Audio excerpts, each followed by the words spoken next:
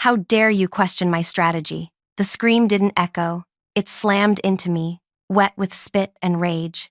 It wasn't just a shout. It was a sonic weapon deployed in a room built for acoustics. He leaned over the podium, his face flushing a dangerous, blotchy violet under the harsh auditorium lights. "I am trying to save this quarter, and you are peddling fear," he bellowed, pointing a shaking finger at where I sat in the front row. "You are a mid-level analyst with a calculator? I am the visionary here. If you can't get on board with the acceleration protocol, then get out of my press conference." He wasn't done. He turned to the 20 journalists and the live stream cameras, grinning maniacally. "Ladies and gentlemen, excuse my lead engineer. She lacks the stomach for the future we are building. She thinks structural curing is a fixed law of physics. I say physics works for us." I didn't pack my bag. I didn't run. I didn't cry. I sat there, my hands folded in my lap, feeling the vibrations of the floorboards as he paced the stage. I watched him dismantle my 3 years of stress test data with a single, arrogant wave of his hand. He wanted the mega bridge finished in 12 months, not 24. He wanted the bonus attached to the early completion clause. I stood up slowly. The room was heavy with secondhand embarrassment. I looked him dead in the center of his forehead, nodded once, an acknowledgement of receipt, not submission, and walked out the side door. I left my credentials on the chair. He thought that was the end of it. He thought he had crushed me into the pavement like wet gravel. He didn't know that while he was celebrating his victory lap, the people who actually owned the money he was spending were dialing my number. Before we get into what happened when I picked up that phone and how I made him pay for every single word he screamed that day, I want to take a second to welcome you here. If you've ever had someone take credit for your work or scream at you because they were wrong and you were right, hit that like button. It helps this story reach more people who need to hear it. And if you want to see exactly how a quiet person takes down a loud giant, make sure you're subscribed. Thank you for being here. My name is Sloan. I don't have a charismatic personality. I am not the life of the party. I don't understand social cues very well, and I often forget to smile when I enter a room. I breathe heavy infrastructure. While other kids played with dolls, I was obsessing over suspension cables and aggregate ratios. To me, the world isn't made of feelings or intentions. It is made of loads and resistances. Bridges aren't just steel and concrete. They are living, breathing math. They hold millions of lives up against gravity. When I look at a span crossing a bay, I don't see a view. I see a constant, desperate war between the weight of the cars and the tensile strength of the cables. It is a beautiful, dangerous war, and I have dedicated my entire life to ensuring gravity never wins. I was the lead structural engineer for the Bayview Crossing project. It was the kind of job you work 20 years to get. It was supposed to be my masterpiece. Then came Varick. Varick was different. He came from private equity. He didn't know a kilonewton from a kilogram. He saw the bridge project not as a feat of engineering, but as a leverageable asset on a balance sheet. He didn't know the difference between tensile strength and shear force, and he didn't care. He was tall, wore suits that cost more than my father's car, and spoke in buzzwords that meant nothing but sounded expensive. He had been brought in by the board to streamline the operation. In his mind, engineering safety margins were just wasted budget, waiting to be recaptured. He only cared about the completion bonus, a payout so massive it would secure his legacy and his beach house in the Maldives. The conflict started small. A meeting here, an email there. He would ask why we were using grade 5 steel when grade 4 was cheaper. I would explain the salt air corrosion factors. He would roll his eyes and tap his pen on the glossy surface of the boardroom setup, looking at his watch. "Sloan," he would say, stretching my name out like it was a chore to pronounce. "You engineers are so quaint. You think in decades. I think in quarters. We need to move faster. Physics doesn't care about your fiscal quarter, Varick," I told him once. Gravity doesn't negotiate. He hated that. He hated anything he couldn't negotiate with. The breaking point began 6 months ago. For 6 months, I had flagged the concrete mixture. The timeline he had sold to the board was impossible. Concrete takes time to cure. It's a chemical reaction. If you rush it, it doesn't bond correctly. To meet his accelerated timeline, he had switched suppliers to a firm using rapid set compounds. This supplier promised they could pour and set a section in half the time of standard industrial concrete. Varick saw it as a miracle. I saw it as a death trap. My models showed that in high-wind scenarios, the rigidity would cause microscopic fractures. Standard concrete has a little give, it can flex. This rapid-set stuff was too brittle. It would be fine on a calm day, but the bridge was being built in a typhoon zone. Not today, not tomorrow, but soon. The wind would hit it wrong. I tried to show him the simulations. He called them pessimistic algorithms. I remember walking into his office 3 weeks before the press conference. The air conditioning was set to a freezing temperature, and he was standing by the window, looking out at the construction site in the distance. "I need you to sign off on the Sector 4 pour," he said without turning around. "I can't do that, Varick," I said. I had a folder in my hand containing the core samples. I tried to show him the core samples. He turned then, a fake, tight smile plastered on his face. "Sloan, you're being difficult. The supplier is certified. The supplier manufactures patio foundations, Varick, not megastructures. Look at this." I placed a jagged chunk of gray rock on his pristine desk. "This is from the test pour. It looks solid, right? But look under the microscope. It's honeycombed. The heat from the rapid curing created air pockets." He picked up the rock, weighed it in his hand, and then dropped it into the trash can. He called them expensive paperweights. "We are pouring Sector 4 on Monday," he said, "with or without your signature. If you pour that concrete," I said, my voice trembling not from fear but from the sheer magnitude of his stupidity, "I will refuse to certify the safety rating. You won't get your occupancy permit." He looked at me then, and the fake smile vanished. In its place was something cold and reptilian. "You are an employee, Sloan. You are replaceable. The timeline is not." He needed me gone because I was the only person who refused to sign the safety certification for the new timeline. But he couldn't just fire me. I had tenure, and I had a reputation in the industry. If he fired me quietly, I would talk. I would write op-eds. I would go to the safety board. He needed to destroy me. That's why he invited me to the press conference. He told me we were going to announce a revised schedule. I thought, foolishly, that he had finally listened to reason. I thought he was going to announce a delay to allow for proper curing times. I walked into that auditorium with a sense of relief. I sat in the front row, ready to support him in doing the right thing. Then he started speaking. "We are not just building a bridge," he told the cameras. "We are building a testament to speed and efficiency. We are shattering the old ways of doing things." I felt a knot form in my stomach. This wasn't a delay announcement. "Some people," he said, his gaze drifting down to me, "some people are stuck in the past. They cling to old data like a security blanket." And then came the scream. The moment he decided to sacrifice my career on the altar of his ego. By screaming at me in public, he wasn't just firing me, he was discrediting me preemptively, so that if I went to the press, I'd look like a disgruntled employee he had already dressed down. It was a calculated assassination of my character. Walking out of that room was the hardest thing I have ever done. Every instinct in my body wanted to scream back, to jump on the stage and grab the microphone and explain the chemistry of hydration heat to the reporters. But I knew it wouldn't matter. He was the visionary. I was just the woman with the calculator who didn't believe in his dream. I walked out the side door, down the long concrete corridor of the stadium, and into the bright, blinding afternoon sun. I didn't have a car waiting.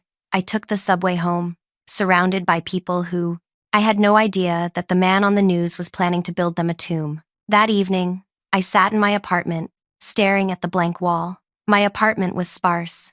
I didn't have much furniture, just books, models of trusses, and a drafting station. The silence in the room was absolute. I felt hollowed out. 3 years of my life, erased in 3 minutes of shouting. My phone buzzed. I ignored it. It buzzed again. And again. I looked at the screen. It wasn't my mother. It wasn't a recruiter. It was an unknown number. I considered throwing the phone across the room. I assumed it was a journalist looking for a quote, looking to get the disgruntled employee's side of the story so they could mock it. But it didn't stop buzzing. I picked it up. "What?" I snapped. "We saw the live stream," a voice said. Low, gravelly, older. I froze. The voice didn't sound like a journalist. It sounded like old money. It sounded like oak rooms and cigars and decisions that moved borders. "Who is this?" I asked. I represent the consortium, the voice said, and I have two others on the line. The consortium. My breath caught in my throat. In the world of heavy infrastructure, the consortium was a myth that turned out to be real. The consortium, the silent money, the group of institutional investors and sovereign funds that were actually financing the bridge. Most people think the government pays for these bridges. They don't. Not up front. Private equity groups front the cash, billions of dollars, and they get paid back over 30 years through tolls and government leases. They were the ones writing the billion-dollar checks that my VP was so eager to cash. They rarely spoke to anyone below the C-suite. They certainly never called mid-level engineers on their personal cell phones at 8 p.m. on a Tuesday. He claims you're risk-averse, the second voice said. This voice was female, sharp, cutting. He claims his new timeline saves us $200 million in labor costs. I gripped the phone. Varick had already spun the narrative to them. He had framed his public outburst as a cost-saving measure. He's wrong, I said, my voice steady. I didn't stutter. I didn't apologize. The fear I had felt in the auditorium was gone, replaced by the cold clarity of facts. Explain, the first voice commanded. The rapid set compound creates heat pockets during the curing process, I said. The internal structure will honeycomb. It will hold for the ribbon cutting. But the first seasonal typhoon will turn that bridge into a pile of gravel in the bay. There was a pause on the line, the kind of pause where billions of dollars hang in the balance. Can you prove it? The third voice asked. I already did. He deleted the models from the central server this morning, but I remember the math. I closed my eyes, visualizing the equations. I could see the stress fractures propagating through the virtual concrete in my mind. I knew the load limits. I knew the shear coefficients. Varick could delete files, but he couldn't delete the laws of physics from my brain. We don't need the models, the first voice said. We need to know if you're willing to bet your career on that math. I laughed. It was a dry, brittle sound. I just lost my career, I replied. I have nothing left to bet. Good, the voice said, because we aren't interested in stopping him. If we stop him now, the public loses faith in the project, the stock tanks, and we lose money. We need the project to finish. But we need to be insulated. My brow furrowed. What are you proposing? We want to hire you, not as an engineer, as the auditor. I lowered the phone from my ear for a second, staring at it. The auditor. It wasn't a role that existed on the org chart. What does the auditor do? I asked. The auditor, the gravelly voice said, decides who pays when the bridge falls down. The next 2 weeks were a blur of lawyers and non-disclosure agreements. I didn't go to a competitor. I didn't go to the press. I went dark. I sat in a conference room in a building that didn't have a name on the door, reading contracts that were thicker than the phone book. The consortium was serious. They knew Varick was a liability, but they were trapped. They couldn't fire him without spooking the market. They needed the bridge to open to start recouping their investment. But they also knew I was right. They knew the concrete was flawed. They were hedge funds. They hedged. They were betting on the bridge opening, but they were also betting on it failing, and they wanted me to be the one to manage the failure. Meanwhile, my former VP was taking a victory lap. I watched him on the financial news channels. He looked radiant. With me out of the way, he bullied the junior team into signing off on the rapid timeline. He fired 2 other engineers who asked questions and replaced them with interns who were just happy to have a job. The stock price soared. He gave interviews about trimming the fat and removing obstacles to innovation. He was the darling of the industry, the man who could build faster than anyone else. He called me an obstacle. He told a magazine that I was stuck in the 20th century. He thought he had won. He thought I was at home licking my wounds, humiliated and blacklisted. He had no idea that I was sitting in an office 3 blocks away, reviewing his insurance policies. He had no idea that the people he was trying to impress had given me the keys to his destruction. The tension wasn't in what was happening, but in what was about to happen. The project was moving into the final phase, the insurance bind. This is the part of construction nobody talks about. For a project of this magnitude to open, it requires a catastrophic liability policy. It's not like car insurance. This is a policy that covers billions in damages. Without that insurance certificate, the government won't allow a single car to cross. Usually, this is a rubber stamp process. The insurance companies look at the safety certs, trust the VP, and sign the paper. Varick was expecting a rubber stamp. He was expecting a low premium. He had already spent the money he saved on the concrete. 2 weeks to the day after the press conference, the announcement went out. It wasn't a press release. It didn't go to the public. It was a direct memo from the consortium to the VP's office. I wasn't there to see his face, but I know the color drained from it. The memo stated that, due to volatility in global construction markets, the consortium had created a new, independent subsidiary to handle all risk assessment and insurance underwriting for their mega projects. It sounded boring. It sounded bureaucratic. It sounded like something Varick would skim over while drinking his morning espresso, until he read the bottom line. The memo introduced the new Director of Liability Assessment. Me. I can only imagine the sound he made when he saw my name, typed in bold letters at the bottom of the page. The woman he had humiliated.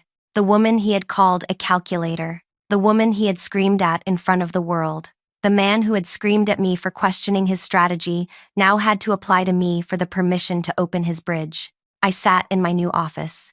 It was glass-walled, overlooking the city. I wasn't wearing a hard hat and a safety vest anymore. I was wearing a tailored blazer. My desk was empty, except for a single pen and a stack of actuarial tables. I waited.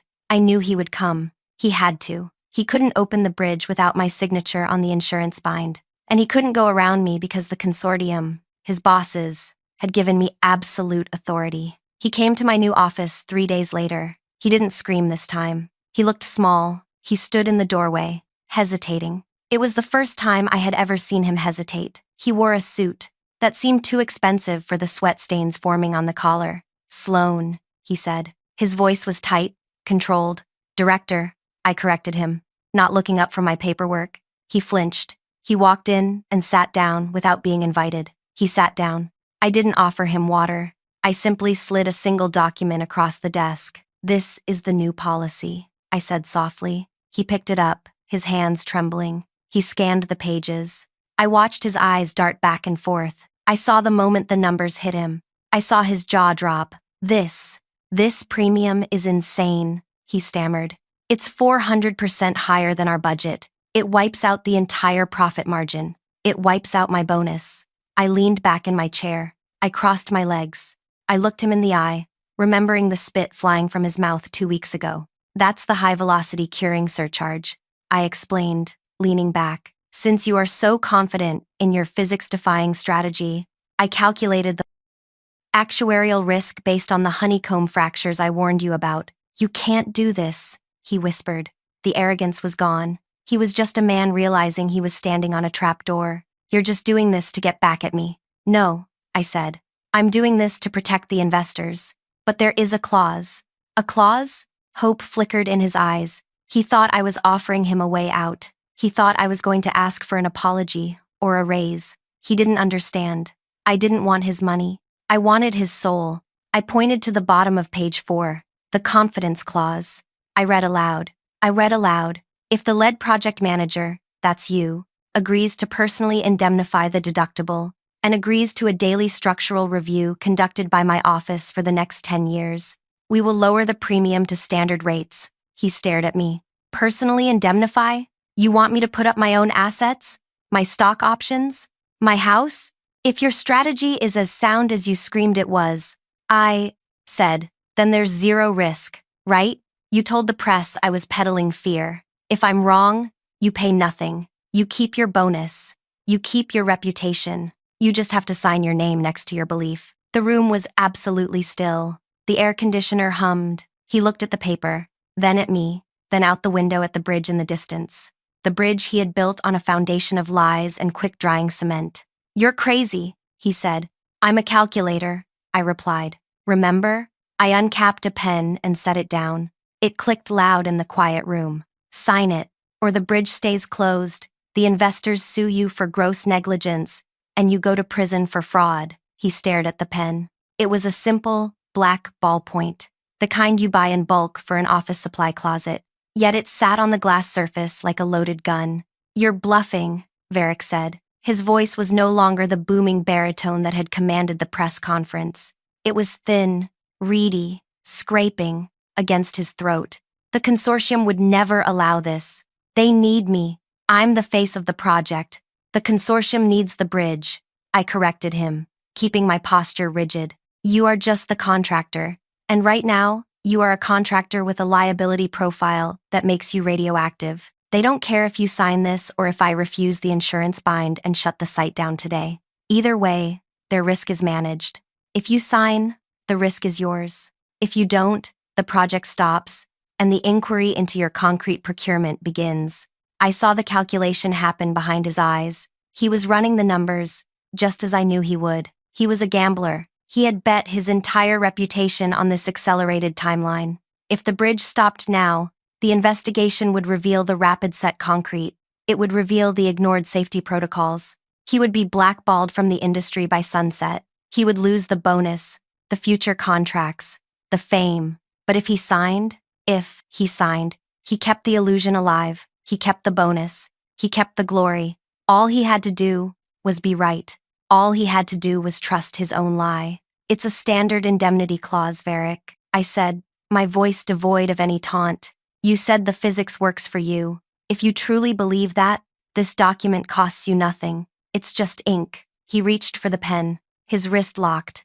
I watched the tendons strain against the cuff of his Italian shirt. He was fighting his own survival instinct. His gut knew I was right. His gut remembered the honeycomb fractures in the core samples I had shown him. But his greed was louder than his gut. He gripped the pen. He didn't look at me. He scribbled his signature on the line, marked primary indemnifier. The sound of the tip scratching against the paper was abrasive, like a stone dragging across a chalkboard. He shoved the paper back toward me. There, he spat. Are you happy? You got your pound of flesh. I don't want flesh, Varick. I said, picking up the document and sliding it into a folder. I want structural integrity. You have your insurance bind. The site can remain open. He stood up, smoothing his jacket, trying to regain the height he had lost in the chair. When this bridge opens, he hissed, leaning over the desk. And when it stands for 100 years, I am going to make sure everyone knows you tried to sabotage it. I will sue you for professional malpractice. I look forward to the data, I said. He stormed out. The glass door didn't slam because it was on a hydraulic hinge, so he just had to walk away aggressively, while the door slowly, softly, clicked shut behind him. I didn't celebrate. I didn't call anyone. I simply opened my laptop and initiated the confidence protocol. The next 6 months were a study in human erosion. The bridge construction finished on the accelerated schedule. Varick pushed the crews to the breaking point. They poured concrete at night. They installed cables in the rain. He was manic. I saw him on the site feeds, pacing the catwalks, screaming at foremen, checking the curing logs himself. He wasn't checking for quality anymore. He was checking for his life. Every Friday, he received a bill from my office. The premium was standard, as promised, but there was a line item for independent structural monitoring. I had installed sensors, strain gauges, accelerometers, acoustic emission sensors on every critical joint and span of the bridge. Varick had to pay for the installation. He had to pay for the bandwidth. He had to pay for the servers that stored the data. He tried to fight the invoices. He called the consortium to complain that I was bleeding the budget. They told him to take it up with the director of liability assessment. He stopped calling. The ribbon-cutting ceremony was scheduled for a Tuesday in November. The timing was deliberate. He wanted the bridge open before the holiday traffic rush to maximize the toll revenue numbers. For the Q4 report, I received an invitation. I didn't go. Instead, I watched the live stream from my office. The day was overcast. The wind was blowing in from the ocean, whipping the flags on the podium. Varick stood there, surrounded by politicians and investors. He looked thinner than he had 6 months ago. His suit hung slightly loose on his frame. His tan looked artificial, like he had sprayed it on to hide the gray undertone of his skin. Today, Varick shouted into the microphone, fighting the wind. We proved that bold vision conquers all obstacles. They told us it couldn't be done in this time frame.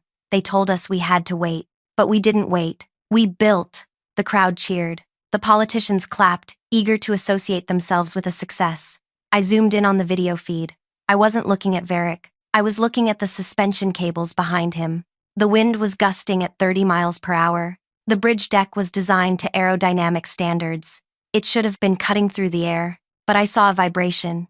It was tiny, imperceptible to the naked eye, perhaps, but I had the sensor data running on a second monitor. The graph spiked. The deck was twisting, just a fraction of a degree, fighting the rigidity of the rapid set concrete. Varric must have felt it. On the screen, he paused mid-sentence. His hand gripped the podium. He looked down at his feet. For a split second, the terror broke through his mask. He thought it was happening right then. He thought the ground was opening up to swallow him on live television. The vibration passed. The truck that had caused the harmonic resonance moved on. The bridge settled. Varric resumed speaking, but his voice was higher, faster. He wanted to get off the stage. He wanted to get off the bridge. He cut the ribbon. The cameras flashed. He smiled, but it was a rictus of panic. He was the captain of a ship he knew was made of paper, and he had just launched it into a hurricane. The bridge, open to traffic at midnight. The first cars rolled across. The tolls started collecting. The next morning, Varric's bonus hit his account. It was a staggering amount of money. Enough to retire, enough to disappear. And he tried. He bought the beach house in the Maldives. He bought a McLaren. He bought a place in the city with a private elevator. He spent money with a frantic energy, as if he needed to convert the digital numbers in his bank account into physical objects before they vanished. But he couldn't leave. The confidence clause required him to remain as the lead project manager for the duration of the warranty period, 10 years.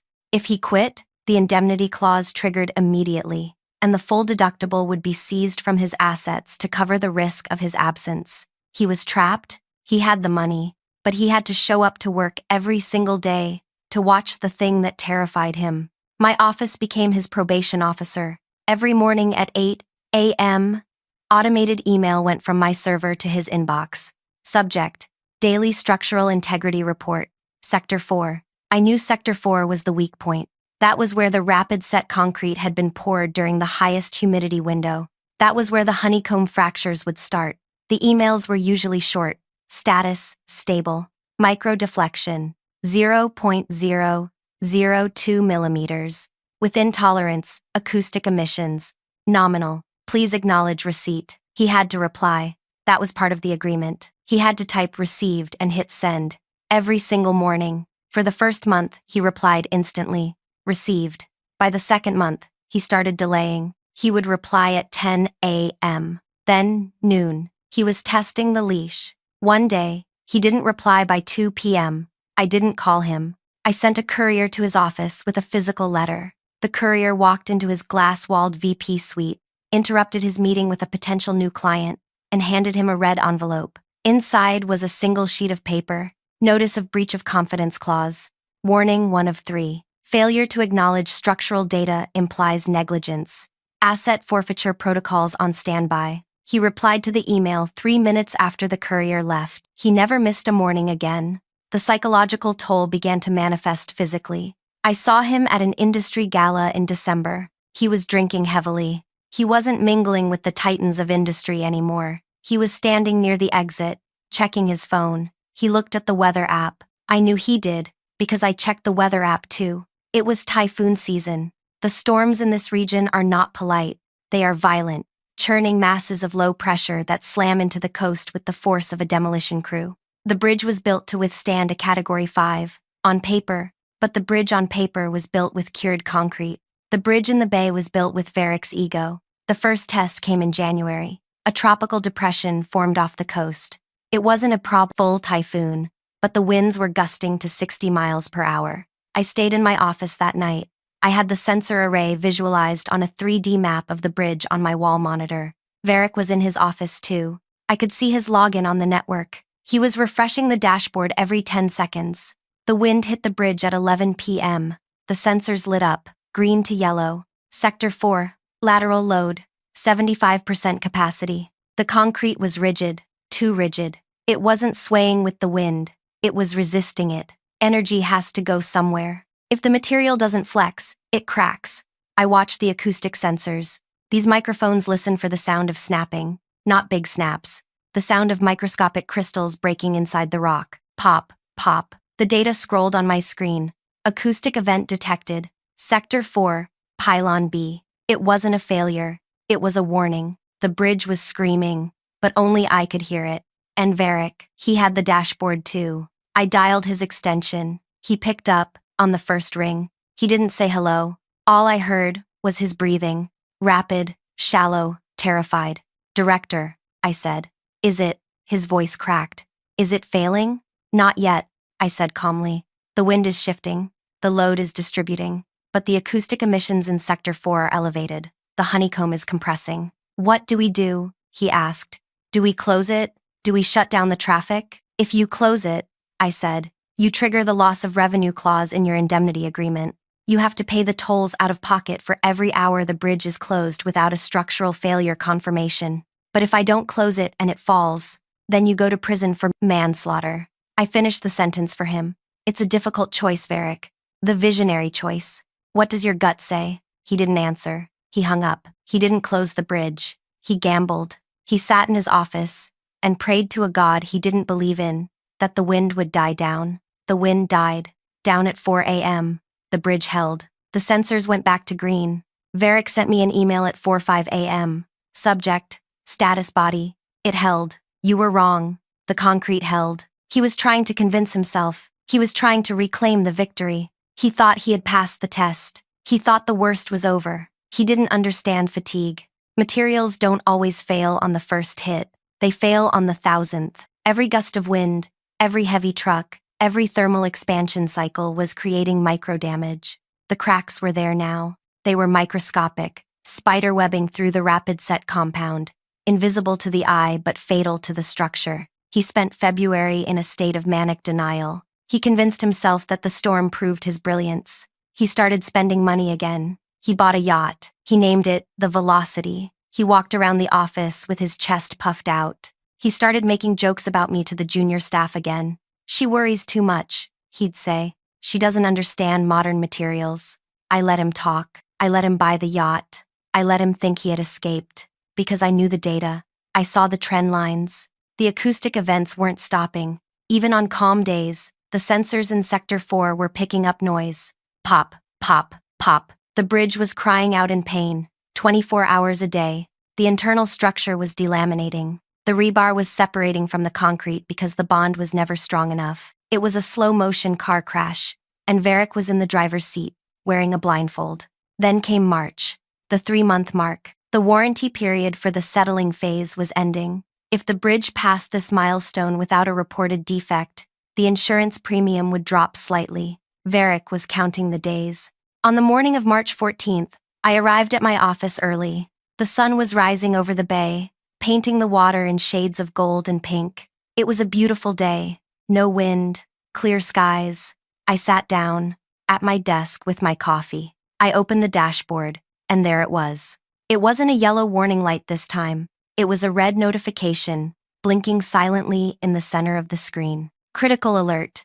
Sector 4, continuity loss detected. Sensor array B, 12, crack width, 3.5 millimeters. Propagation rate, active A, 3.5 millimeters crack is not a microfissure. A 3.5 millimeters crack is a wound. It meant the concrete had finally given up the ghost. The tension from the suspension cable had pulled the pylon apart just enough to let the air in. And where air goes, moisture follows.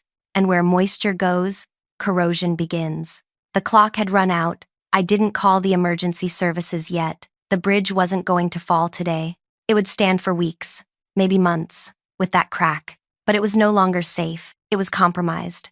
I picked up the phone. I didn't call Varick's office line. I called his cell. He answered from his car. I could hear the engine of his McLaren purring. He was probably driving to the site feeling like a king. Varick, I said. Sloan. He sounded cheerful. Beautiful morning, isn't it? Low wind. Perfect visibility. Pull over, I said. Excuse me? Pull your car over, Varick. You're driving a devastatingly expensive asset, and you're going to need both hands on the wheel to navigate what comes next. What are you talking about? The irritation was back. I have a ribbon cutting for the Phase 2 access road in an hour. You don't have a ribbon cutting? I said. You have a claim. A claim? What claim? Sensor B12, I said.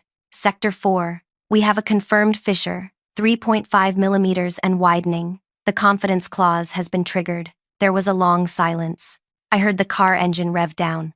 I heard the tires crunch on gravel. No, he whispered. That's impossible. It's a glitch. It's a sensor error. I've already verified it with the secondary array, I said. It's not a glitch. It's the physics you tried to ignore. The bridge is failing, Varric. And you just bought it. We are approaching the moment where the bill comes due. Varric is sitting on the side of the road in a car he can no longer afford, staring at a bridge that is about to consume his entire life. If you want to be there when the trap snaps shut and the confidence clause takes everything he owns, make sure you're following along. You won't want to miss the end of this transaction. You can't do this, Varric stammered into the phone.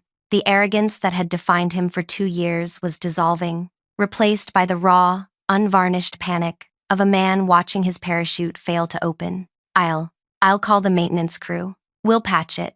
A little epoxy injection. No one has to know. We don't need to involve the insurance. That is the fraud I warned you about, I said, taking a sip of my coffee. It was lukewarm, but it tasted like victory. The sensor data is already logged on the blockchain server. The consortium sees it. The underwriters see it. And as of 10 seconds ago, your bank sees it. My bank? Check your accounts, Varric. I didn't hang up. I wanted to hear it. I heard the rustle of fabric as he fumbled for his other phone. I heard the tapping of his thumb against the screen. Then, a silence that was heavier than concrete. Access denied, he whispered. Why does it say access denied? Because the deductible on a catastrophic structural defect claim for a project of this size is $150 million, I explained. Per the terms of the confidence clause you signed, your assets are the primary collateral. We froze them to prevent capital flight. You froze everything? His voice rose to a shriek. My checking account? My portfolio? I can't even buy gas to get back to the office. Then, walk, I said. It's a nice day for it. You can inspect the cracks on your way. I ended the call. He didn't walk. He ran. He abandoned the McLaren on the shoulder of the access road, a symbol of the life he used to have, and sprinted the mile back to the site office. When he burst into my office 20 minutes later, he looked like a man who had survived a shipwreck. His tie was gone. His shirt was soaked through. His eyes were wild. He didn't scream this time. He fell into the chair opposite my desk, gasping for air. Fix it, he wheezed. Sloan, please. I'm begging you. Undo the trigger. I'll give you anything. I'll give you half the bonus. I'll resign. Just don't take everything. I looked at him. I didn't feel pity. I didn't feel hate.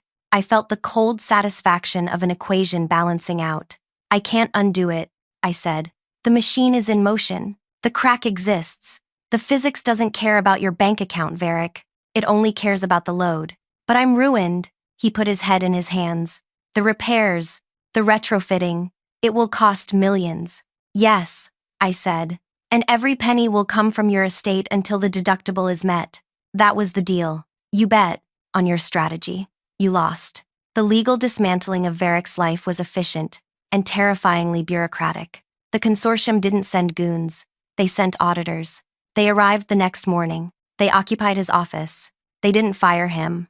As I said, that would have been too easy. Firing him would have severed his liability. To keep the confidence clause active, he had to remain the lead project manager. He had to remain the responsible party. So, he stayed. But his life was stripped away, layer by layer. First, the liquidity went. The bonus he had received, the millions he had gloated about, was clawed back instantly to an escrow account designated for emergency structural remediation. Then, the physical assets. The beach house in the Maldives was listed for sale by the consortium's real estate arm before Varric even had a chance to pack his swim trunks. The yacht, the Velocity, was seized at the marina. His city apartment, his collection of vintage watches, his imported furniture, all of it was tagged, cataloged, and liquidated. He was allowed to keep a small stipend for living expenses. It was calculated based on the median income of a junior construction laborer. The man who had worn $5,000 suits was now shopping at discount outlets.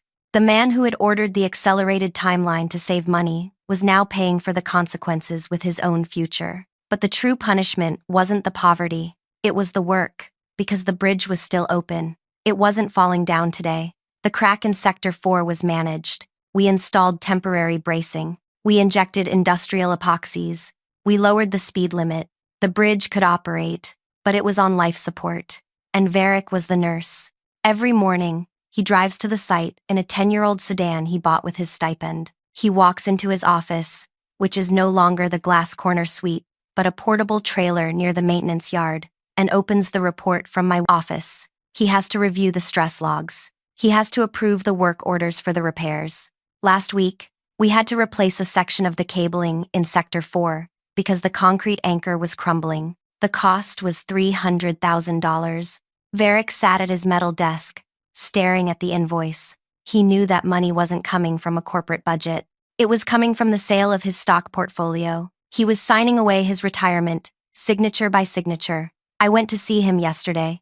It's been 6 months since the crack appeared. He looks 20 years older. His hair is thinning. The tan is long gone, replaced by the pallor of a man who doesn't sleep. He was staring at a monitor, watching the live feed of the Sector 4 repair crew. "Director," he said, without turning around. He calls me director now, never Sloan.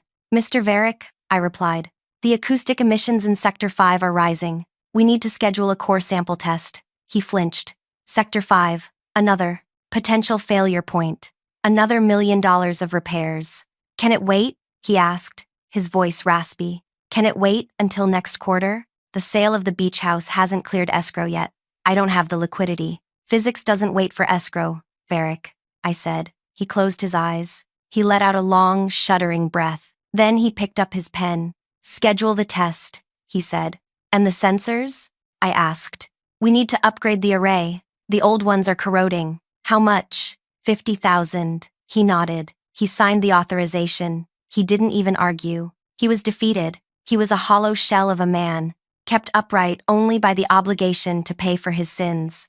I turned to leave, but stopped at the door. "You know," I said, "you could have just listened to me. You could have waited the extra 12 months. You could have let the concrete cure." He laughed. It was a dry, ugly sound. "I wanted to be a visionary," he whispered. "I wanted to leave a mark." "You did," I said. "You left a crack." I walked back to my office. The sun was setting over the bridge. It looked beautiful from a distance. The lights were twinkling on the cables. The cars were streaming across, commuters going home to their families, oblivious to the drama playing out in the trailer below. They didn't know that the bridge was standing on a foundation of greed and retribution. They didn't know that every time they paid a toll, a man lost a piece of his soul. They were safe because I was watching, and they were safe because Varick was paying. He is trapped there. The warranty period is 10 years. He has 9 years and 6 months left. He will spend the next decade watching that bridge, fearing every storm, dreading every report I send him. He is a prisoner in a jail without bars, a captive of his own confidence clause. He wanted to defy the laws of nature for a quick profit. He thought he could bully reality into submission. But reality always wins. Gravity always collects its debt. I stood at the window, watching the first stars appear above the suspension towers. I wasn't angry anymore. I wasn't hurt. I was just balanced. The stress was equal to the resistance. The scream that had slammed into me in that auditorium felt like a lifetime ago. The humiliation had burned. Yes, but fire cleanses. It had burned away my timidity. It had burned away my hesitation. It had forged me into something harder than concrete. I am not just an engineer anymore. I am the auditor. And I will be here every single day, ensuring that the math holds, and that the man who questioned it pays the price. Thank you for listening to this story. If you enjoyed seeing justice served in the most calculated way possible, please hit that like button. It really helps the channel grow. And tell me in the comments, have you ever had a boss who refused to listen to reason? How did it end? I read every single comment. Don't forget to subscribe for more stories about people getting exactly what they deserve. Until next time.